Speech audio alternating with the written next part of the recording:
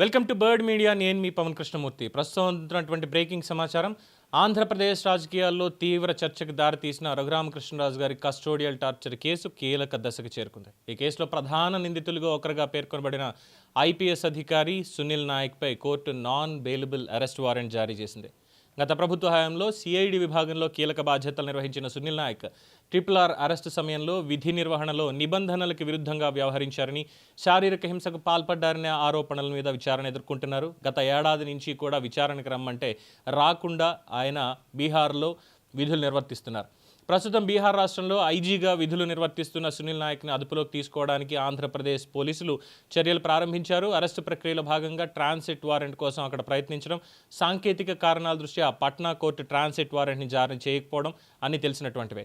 దీని అనంతరం చట్టపరమైనటువంటి విధానాల ప్రకారమే అరెస్ట్ వారెంట్ కోసం పోలీసులు దరఖాస్తు చేసుకోగా ఇప్పుడు non bailable warrant Sunil Naik మీద కోర్టు జారీ చేసింది. సో తదుపరి చర్యలకి ఇక మార్గం సుగమైంది. ఇదే సమయంలో సునీల్ నాయక్ అజ్ఞాతంలోకి వెళ్ళారు అనేటువంటి ప్రచారం ముమ్మరంగా సాగుతోంది. మరి ఎక్కడికి వెళ్ళారు ఏంటి అనేది ప్రస్తుతానికి తెలియనటువంటి అంశం.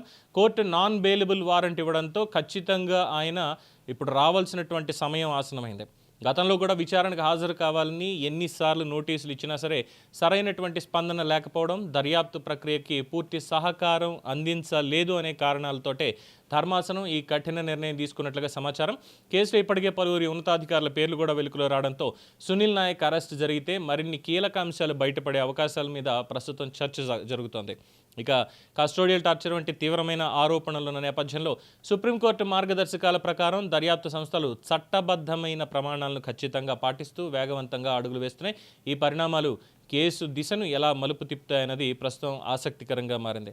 ఇక ఇదే అంశానికి సంబంధించి రఘురామకృష్ణరాజు గారు కూడా ఆయన అభిప్రాయం తెలియచేయడం జరిగింది.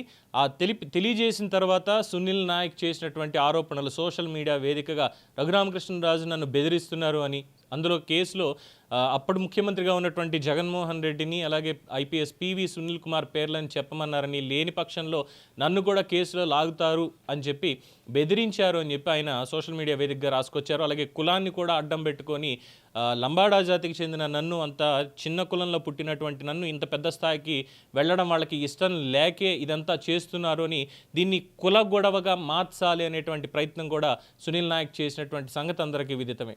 సో ఇప్పుడు నాన్ బెయిలబుల్ వారెంట్ జారీ చేయడంతో అరెస్ట్ అయితే తప్పదు, ఖచ్చితంగా ఆంధ్రప్రదేశ్కి తీసుకొస్తారు ఆయన ఎక్కడున్నప్పటికీ కూడా. అయితే ఆంధ్రప్రదేశ్ హైకోర్టులో ఆయన ముందస్తు బెయిల్ పిటిషన్ అనేది దాఖలు చేశారు. మరి ఆంధ్రప్రదేశ్ హైకోర్టు ఏం చెప్తుంది? పట్నా కోర్టు అయితే నాన్ బెయిలబుల్ వారెంట్ అనేది ఇచ్చేసింది, ఆయన అరెస్ట్ చేసి ట్రాన్సిట్ తీసుకుని రావచ్చు, ఇబ్బంది లేదు. బట్ ఇక్కడ దీనికి సంబంధించి ఎవరు వాదిస్తున్నారు, మరి ఏ బేస్ మీద వాదిస్తున్నారు, కోర్టు ఏమంటుందనేది ప్రస్తుతం ఆసక్తికరంగా మారింది. ఇది ప్రస్తుతం ఉంటున్నటువంటి బ్రేకింగ్ సమాచారం. For more updates keep watching the bird media.